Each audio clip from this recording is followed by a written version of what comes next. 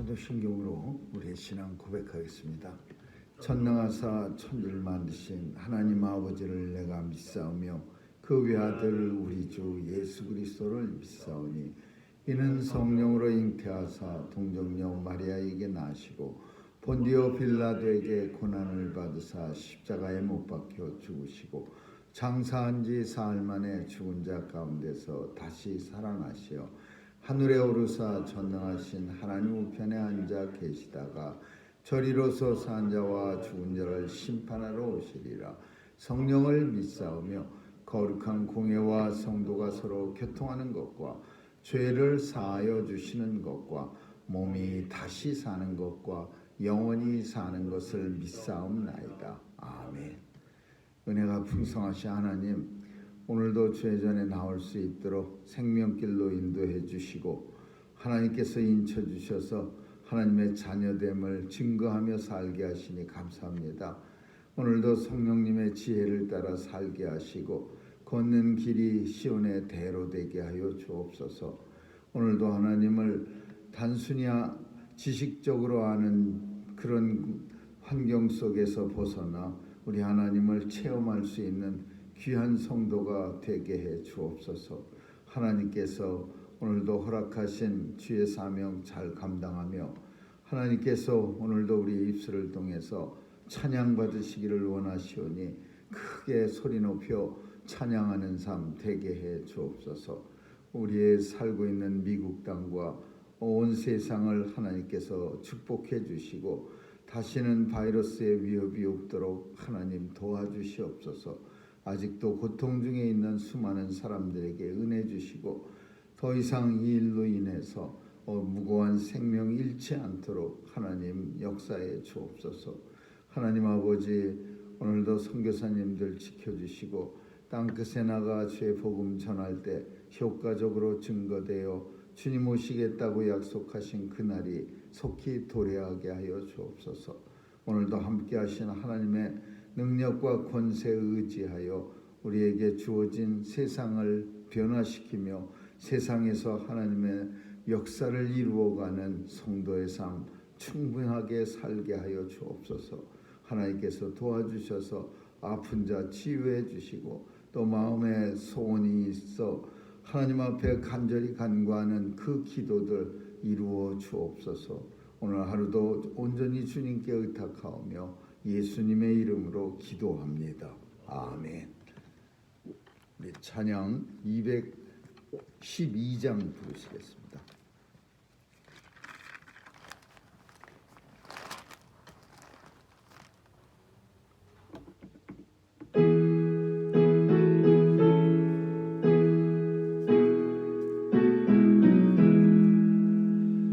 너 성결기 위해 늘 기도하며 너 주 안에 있어 늘 성경 보고 온 형제들 함께 늘 사귀면서 일하기 전마다 너 기도하라.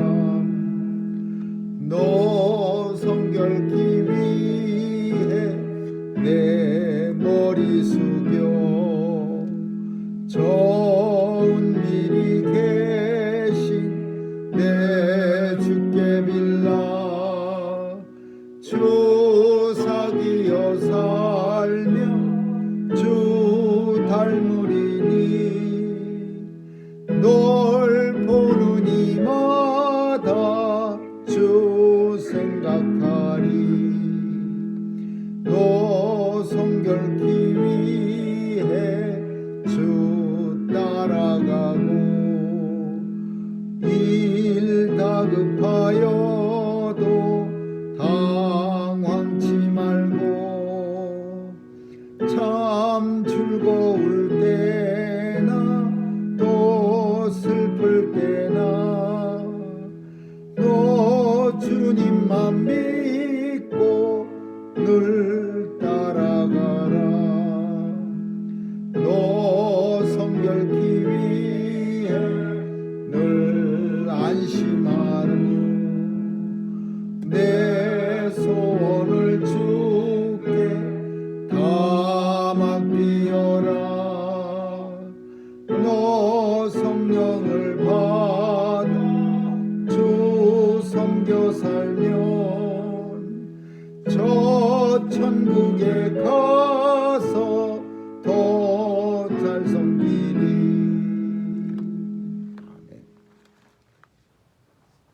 하나님 말씀은 시편 9편 보겠습니다. 1절에서 우리 14절까지 시편 9편 1절에서 14절 교대로 읽습니다. 1절입니다. 내가 전심으로 여호와께 감사하오며 주의 모든 기사를 전하리이다.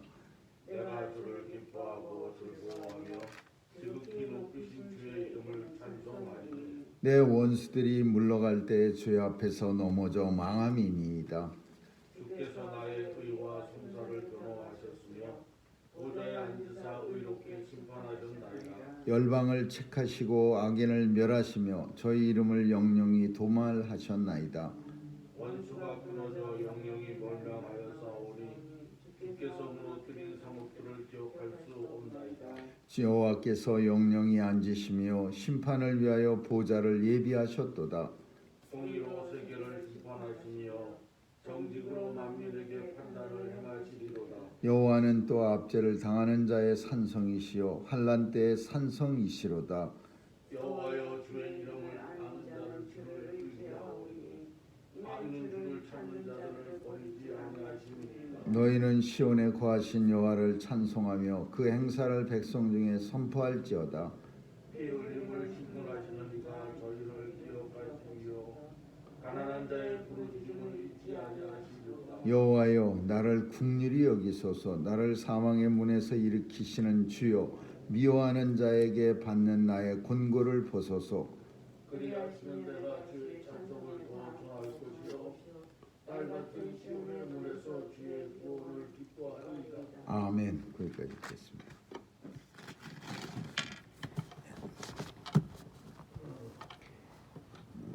오늘 시편은 물랍맨에 맞춘 노래 이런 부제를 달고 있습니다. 다윗의 시 영장으로 물랍벤에 맞춘 노래. 근데 이 물랍벤이라고 하는 것이 여성의 목소리에 맞추는 노래, 그러니까 여성의 목소리로 부르는 노래 이런 뜻이랍니다. 그러니까 우리 식으로 하자면은 소프라노로 부르는 노래, 소프라노로 이렇게 여성들이 높은 음역대로 부르는 노래. 그럼 왜 여성의 음역대에 이걸 부르냐? 그 가는 소리로 높이 부르는 이유는 사람들에게 이제 경각심을 주기 위해서 좀 사람들이 들을 때 더 많이 듣고서 이제 경각심을 갖게 하기 위한 그런 의미로 여성들의 음역대에 맞춘 노래 이렇게 말할 수 있습니다. 점잖고 부드러운 노래로 부르는 것보다 아무래도 높은 소리로 여성의 음역대에 부르면 사람들이 들을 때 좀 더 신경을 많이 쓰면서 잘 전파가 될 수 있는 그런 의미가 있으니까 이 내용이 어떤 내용일까, 어떤 의미에서 여성의 음역대에 맞춰서 부르라고 했을까? 우리는 그런 것도 한번은 생각해 볼 수 있습니다. 같은 시편일지라도 그걸 찬양으로 부를 때에 이 시편은 여성의 음역대에 높이 부르세요라고 하는 말은 이건 사람들로 하여금 좀 경각심을 가지고 듣게 하세요 이런 뜻이 될 겁니다. 물론 당시에는 찬양대에 여성은 없었습니다. 그래서 음역대가 높은 사람이거나 또 예전에 교황청에서 하는 것처럼 나이가 비교적 어린 사람들을 사용해서 이런 여성의 음역대를 대신했겠죠. 뭘 찬양하고 있느냐 하면은 주의 모든 내게 베풀어 주신 기적들 이걸 찬양하고 있는 노래입니다. 다윗이 이 시편을 어느 환경 속에서 썼느냐 하면은 모든 주변의 대적들을 갖다가 물리쳐 주실 때 전쟁에 나가서 싸워 갖고서 적들을 갖다가 막 물리쳤을 때 이 시를 썼던 겁니다. 내가 주를 기뻐하고 즐거워하며 높으신 이의 이름을 찬양하리니 내 원수들이 물러갈 때 주의 앞에서 넘어져 망함이니이다. 다윗은 전쟁을 많이 치렀는데 그 전쟁을 치를 때마다 하나님께서 보호해 주시고 또 심지어 전쟁을 이기게 하시고, 그러니까 이 전쟁에서 살아남을 때마다 하나님 앞에 이제 감사와 감동이 넘치는 거예요. 참 전쟁이라는 거 한번 생각해 본다면은 그 요즘 전쟁이야 뭐 적의 얼굴도 보지도 못한 채 그 대포나 무슨 폭탄이 슉 날라와 갖고서 숨어 있다가 맞아서 죽을 수도 있지만은 예전에는 절대로 그렇게 해서 죽는 예는 거의 없었을 겁니다. 뭐 예전에도 공성탄이라고 뭐 돌멩이 같은 거 아니면은 뭐 이렇게 불 붙인 덩어리 같은 거에다가 이렇게 타르 같은 거 많이 발라갖고 불을 붙여갖고 슉 쏘고, 그래서 혹시 그런 거에 맞아 죽는 사람은 있을런지 모르지만 대부분의 예전에 다윗 시대의 전쟁은 얼굴과 얼굴을 마주 보면서 싸우는 전쟁이에요. 칼로 이렇게 찌르고 총 이렇게 뭐 창으로 찌르고 칼로 베고, 그러니까 이게 얼마나 진짜 이 가슴도 조마조마하고 그 적과 얼굴을 마주치면서 막 칼로 자르고 그러는 게 이 끔찍한 전쟁이에요. 멀리서 대포가 슉 날라서 그냥 파편해 죽는 전쟁이 아니라 얼굴을 또렷이 이렇게 바라보면서 칼을 들고서 혹은 창으로 막 찌르는 전쟁. 그러니 그런 전쟁 속에서 하나님의 은혜를 기억하는 거야. 하나님 이번만 또 살려주시면, 하나님 이번만 이기게 해주신다면, 하나님 이번에 꼭 보호해 주옵소서. 그러니까 이런 전쟁, 이런 치열한 끔찍한 전쟁 속에서 얼마나 하나님의 은혜가 새록새록 이렇게 그 마음 가운데 이렇게 저장이 되겠습니까? 전쟁 하나 끝나고 나면은 아마 아무리 그 믿음이 없는 무덤덤히 살아가는 사람이라도 어휴 또 살아났네, 또 살려주셨네, 아마 이런 고백 저절로 나올 겁니다. 그 얼굴과 얼굴을 언제 죽을지 몰라요. 내 등에서 그냥 어떤 사람이 칼을 확 내리치면은 열심히 싸우다가 그 전투하는 그 칼싸움하는 영화 같은 데 보면 그냥 막 달려들어서 칼싸움하다가 갑자기 등 뒤에서 뭐 한 사람이 확 치면은 그냥 죽어야지, 뭐 등 뒤에도 눈이 없지 않습니까? 그러면 그런 전쟁에서 살아남았을 때 하나님을 안 생각할 수가 없겠죠. 하나님 오늘도 이 치열한 전쟁에서 살려주셨군요. 그리고 이 전쟁을 또 이기게 해주셨군요. 그런 고백, 그런 적들을 물리쳐 주신 하나님에 대한 은혜를 감사드리면서 이 어느 전쟁인지 기억이 뭐 본문 속에 표현이 안 되고 있지만은 에돔과의 전쟁일 수도 있고 뭐 어떤 주변의 모압과의 전쟁일 수도 있고 블레셋과의 전쟁일 수도 있고, 어떤 전쟁이 끝났을 때 그저 이제 승리를 다른 병사들은 그냥 막 신나갖고 뭐 노예품도 뺏고 포도주도 한잔하고 그러고 있을 때 다윗은 한편에서 하나님을 바라보면서 하나님 우리 편을, 지도자는 아무래도 병사들하고는 틀렸겠지요. 병사들이야 한번 전쟁에 승리할 때마다 그냥 마치 다 산 사람처럼 막 취하고 전리품 뺏는데 급급하고 했지만 지도자인 다윗은 하나님을 우러러보면서 하나님 이번에도 승리하게 해주시고 또 많은 병사들의 생명을 구해주시니 감사합니다. 그러면서 이제 그 감동이 시편으로 나온 거예요. 그게 오늘 쓴 시예요. 내 원수들이 물러갈 때 주 앞에서 넘어져 망함이니이다. 주께서 나를 갖다가 변화해 주시고 심판해 주시고 보호해 주시고 하나님께서 대신 갚아 주신 거, 싸움을 대신해 주신 거예요. 열방을 책하시고 악인을 멸하시고 저희 이름을 영영이 도말하였나요.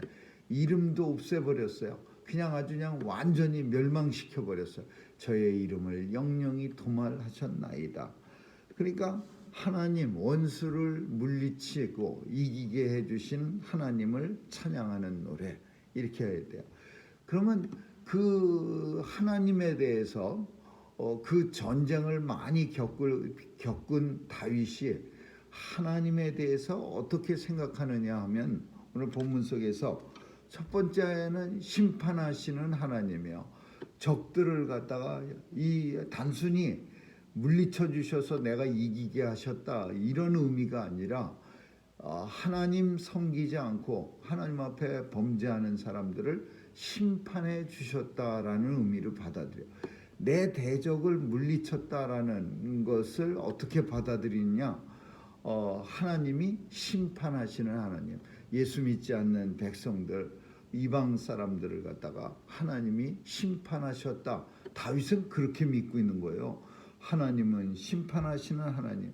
그리고 그 심판은 어디에 기초를 두냐? 하나님은 공의로우신 하나님, 의로우신 하나님이야. 나를 의롭게 여겨 주셨기 때문에 내 적들을 갖다가 섬멸시킬 수 있었던 거예요. 하나님은 나를, 성도를 보호하시는 하나님. 그래서 오늘 시편 속에 하나님의 모습이 이 세 가지 모습으로 존재하고 있어요. 심판주, 또 공의의 하나님, 그리고 산성이 되시는, 보호하시는 하나님. 다윗이 전쟁터에서 적을 이겼을 때에 어떤 마음을 가지고 있었냐면, 하나님이 이 적들을 심판하셨나이다. 왜? 하나님 잘 섬기지 않고 우상을 섬겼기 때문에 하나님이 심판하셨다. 그리고 하나님은 공의로우신 하나님이라 예수 믿는 성도들을 지켜주시고 믿지 않는 자들을 멸망시켰다. 그리고 하나님은 보호하시는 하나님, 산성이 되신 하나님이라 우리 이스라엘의 군사들을 이렇게 지켜주셨다. 이게 다윗이 전쟁터에서 느낀, 그리고 하나님에 대한 체험이에요. 그러면서 그 하나님을 뭐라고 말하냐면, 하나님의 이름을 아는 자는 우리 하나님을 의지하리니 이는 주를 찾는 자들을 하나님은 결코 버리시지 않음이니이다. 그렇게 돼요. 여기서 안다는 말에 우리는 관심을 가져야, 주의해야 합니다. 안다는 것이 지식적 아는 게 아니에요. 즉 그냥 머릿속으로만 공부해서 하나님에 대해서 좀 알지요. 어떻게 아십니까? 하나님은 공의로우시고 의로우시고 심판주가 되시고, 성경에서 배운 그런 하나님이 아니라, 교리 공부를 통해서 배운 하나님이 아니라 체험을 통해서 아는 하나님을 말하는 거예요. 하나님을 아는 자를 하나님께서 지켜주시고 보호해주시고, 그리고 그를 갖다가 이기게 해주신다. 그 안다라는 것은 체험적, 하나님하고 체험을 통해서 하나가 된다는 것을 의미하는 안다라는 말이에요. 그러니까 오늘날도 하나님을 사실 알려면은 이게 공부만 해서 아는 게 아니라, 물론 지식적인 하나님을 알지 못하고서 체험만 가지고 하나님을 아는 건 위험할 수가 있어요. 내가 아는 거 그게 전부라고 생각할 수 있기 때문에 그래요. 하나님이 내가 체험으로 만났던 하나님, 그 모습이 모든 하나님의 전체라고 생각하는 그런 어리석음을 범할 수 있기 때문에, 지식이 수반된, 지식이 하나님에 대한 아는 지식이 동반된 하나님의 체험이 있을 때, 이게 완벽에 가까운 하나님을 안다라는 표현이에요. 그러니까 다윗은 하나님의 말씀을 통해서, 율법을 통해서 하나님을 알고, 그리고 이런 전쟁터, 삶의 그 치열한 싸움터에서 하나님의 은혜를 매번 누리면서 하나님을 알게 된 거죠. 그러니까 하나님에 대해서 완전히 안다라고 말할 수 있는 거예요. 너희는 시온에 계신 하나님을 찬양하고 그가 베풀어 주신 기적을 행사를 모든 백성들에게 선포할지어다. 하나님께서 신문하시고 하나님께서 가난한 자의 부르짖음을 잊지 않으시고 하나님께서 우리를 긍휼히 여겨주시고 하나님이 사망의 문에서 아슬아슬한 순간에 우리를 일으켜 주시는다. 미워하는 자로부터 나의 곤고를 보시고 나를 일으켜 주신다. 하나님에 대해서 이 다윗은 어떤 큰 체험들을 통해서 이렇게 하나님을 고백하고 있는 거예요. 그러면서 오늘 14절 시온이라는 말에 우리가 또 한번 생각해야 돼요. 시온은 예루살렘의 올드어예요. 구어. 여부스 족속이 원래 이 예루살렘의 주인이었습니다. 이 이스라엘 백성들이 이스라엘에 들어가기 전에 거기 여부스 족속이 살았어요. 근데 이 사람들이 우리가 아는 것처럼 이스라엘이 그냥 막 그 하나님의 은혜로 40년 동안 또 그 광야에서 오면서 홍해 바다가 쫙 갈라지고 요단강이 뭐 마른 땅까지 갈라지고 또 그냥 이 여리고성이 아무것도 안 했는데 7바퀴 돌고 양각 나팔 한번 불었더니 무너지고 이런 소식을 듣고 이 여부스족이 우리 싸워봤자 이거는 되질 않아. 그러니까 머리를 써갖고서 이제 이 사람들에게 우리는 멀리 사니까 당신들하고 아무런 관계도 없는데 우리를 좀 화친 조약을 맺어주면 우리가 열심히 노력해서 당신들을 섬기겠소. 그래갖고 거짓으로 그냥 포도주 신 것과 가죽 부대 터진 거, 신발이 헤어진 거 뭐 이런 거를 슬쩍 보여주면서 멀리서 왔다는 걸 증명해갖고 화친 조약을 맺은 사람들이 이 여부스 족속이에요. 근데 그 사람들이 살던 데가 예루살렘이에요. 그 사람들은 예루살렘이라고 안 하고 시온이라고 그랬어요. 그래서 시온성, 다윗이 처음 헤브론에서 예루살렘으로 옮겨가서 성을 탁 세워놓고 다윗성이라고도 말하기도 하지만 시온 산성이라고도 말하는 거예요. 그래서 시온의 딸 그러면 예루살렘의 딸 그 소리요. 하나님의 자녀 그 소리요. 시온의 딸, 시온성을 걷는다. 예루살렘을 걷는다 그 소리요. 새 예루살렘이 이제 마지막 때에 내려온다라는 것은 그 시온성, 시온산성이 다시 한번 시온의 영광이 도래한다. 그래서 14절은 내가 주의 찬송을 다 전할 것이요 하나님이 내게 베풀어 주신 은혜를 세계 만방에 온 사람들에게 전할 것이요 또 딸 같은 시온의 문 시온의 딸이 주의 구원을 기뻐하리라. 예루살렘의 거민들이 주의 구원을 기뻐하리이다. 이런 뜻이죠. 오늘 하나님의 백성은 다윗이 전쟁터에서 날마다 전쟁터라고 하는 것은 아무래도 그 느끼는 강도가 하나님을 체험하는 강도가 더 크고 좀 세겠지요.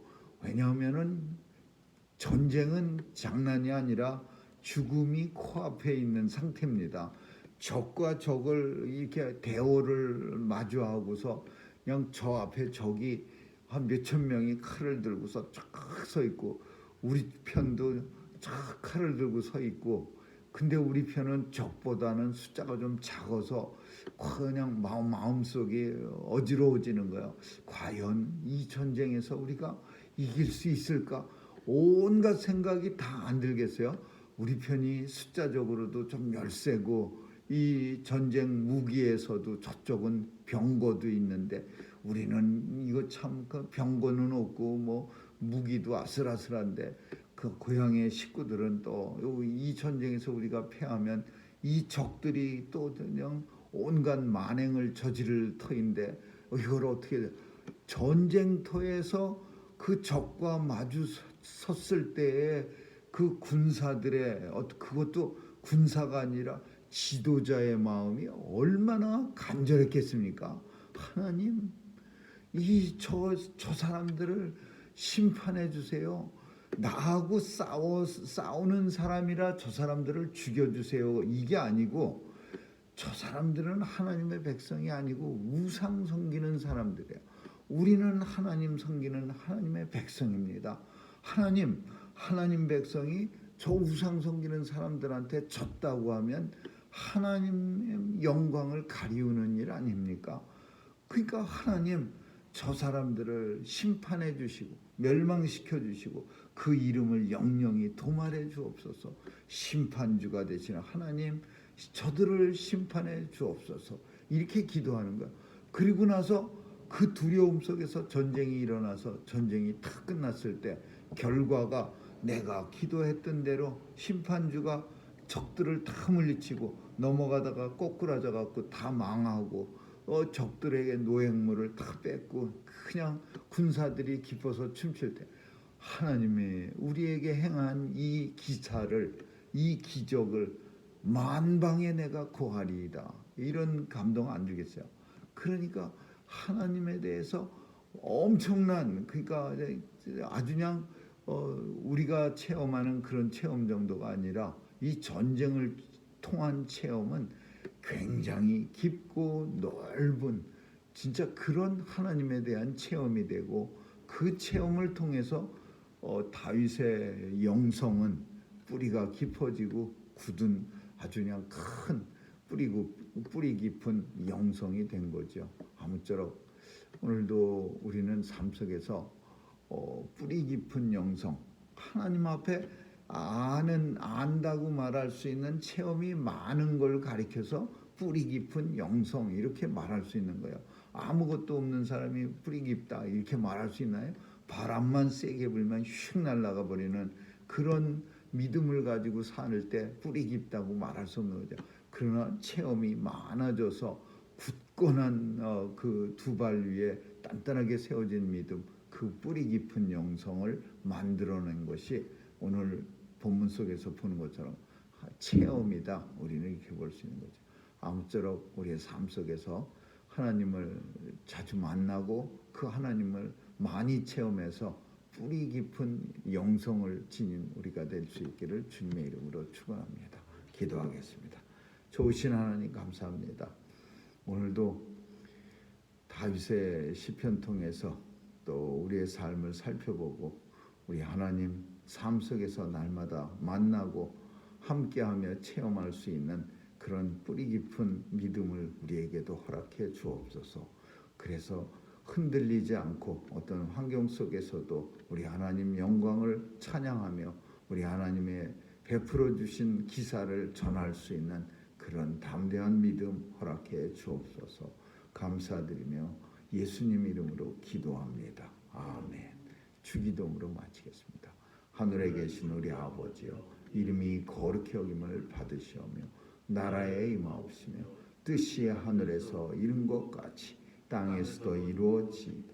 오늘날 우리에게 일용할 양식을 주옵시고 우리가 우리에게 죄 지은 자를 사하여 준 것 같이 우리의 죄를 사하여 주옵시고 우리를 시험에 들게 하지 마옵시고 다만 악에서 구하옵소서.